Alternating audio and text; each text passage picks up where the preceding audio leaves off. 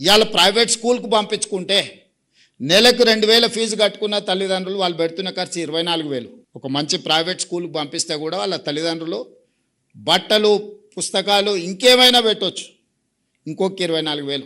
Average 80 నుంచి 90% private schools or private కాలేజెస్కి వెళ్ళే up to 12th క్లాస్కి వెళ్ళే వాళ్ళకి సంవత్సరానికి 50,000కు మించి ఖర్చు పెడతలేం మనం వాళ్ళ తల్లిదండ్రులు.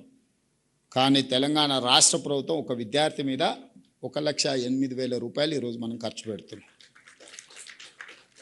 మరి తల్లిదండ్రులు ప్రైవేట్కి ఎందుకు వెళ్తుండ్రు?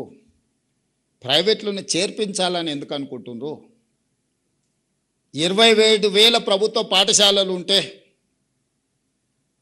ఈ 3 సంవత్సరాలలోనే మన పిల్లలు పెరగడం మొదలుపెట్టి 2014 నుంచి ఎవ్రీ ఇయర్ డౌన్ఫాల్. ఇంతకుముందు యోగిత డేటా చూపిస్తుంది. ఎవ్రీ ఇయర్ 50,000, 60,000, 70,000 పిల్లలు dropouts from government schools. Last 4 years graph పెరగడం భారతదేశంలోనే, నాట్ ఓన్లీ ఇన్ తెలంగాణ. ఈ సంవత్సరం 1,00,000కు పైగా ప్రభుత్వ పాఠశాలల్లో ప్రైవేట్ స్కూళ్ళ నుంచి మానేసి లేదా పిల్లలు వచ్చి ప్రభుత్వ పాఠశాలల్లో చేరిండ్రు. 28వ స్థానం ఉన్న తెలంగాణ రాష్ట్రం విద్యలో 18వ స్థానానికి వచ్చింది 2 సంవత్సరాలు మీరు కష్టపడితే దేశంలో. నేను ఇప్పుడు మిమ్మల్ని అడుగుతున్నా, 2023 డిసెంబర్ కంటే ముందు మీరే టీచర్లు, ఇవే